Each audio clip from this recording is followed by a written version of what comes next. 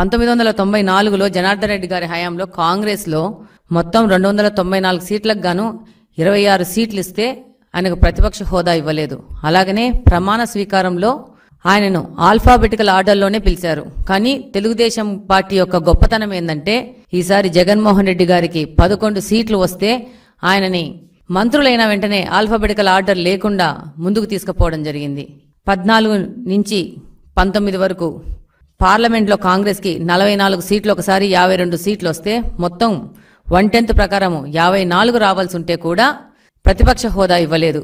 ఇది భారత రాజ్యాంగం ప్రకారం ఉన్న రూల్.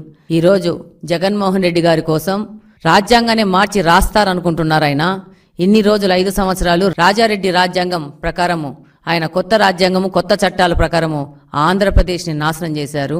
ఇప్పుడు ప్రజల దగ్గరికి వెళ్ళి మొహం చూపించుకోలేక రూల్స్ అనేటివి మార్చి కొత్త రాజ్యాంగం రాస్తేనే నేను వస్తాను, అప్పుడే నేను పోరాడతాను ప్రజా సమస్యలకు అని చెప్పేసి ఈయన ప్రయత్నిస్తున్నారు.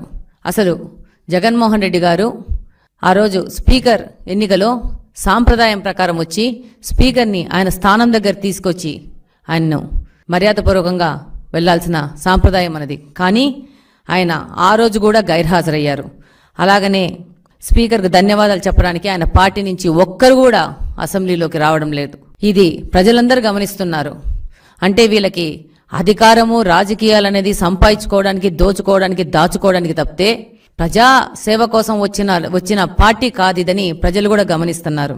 ఈరోజు లెటర్ ఇచ్చి తను రాకుండా ఉండడానికి ఒక సింపతి డ్రామా ఆడి ప్రజల దగ్గరికి వెళ్ళాలన్న ఒక ఆలోచన తప్పితే ఈరోజు నువ్వు ఒక ఎమ్మెల్యే, నేను ఒక ఎమ్మెల్యే, మనం ఇద్దరం వెళ్ళి మన కాన్స్టిట్యున్సీలో ఉన్న సమస్యల మీద పోరాడి అక్కడున్న సమస్యలు పరిష్కారానికి మాత్రమే మనకు ఓట్లేశారు ప్రజలు. ఆ విషయం మీరు గమనిస్తే బాగుంటది.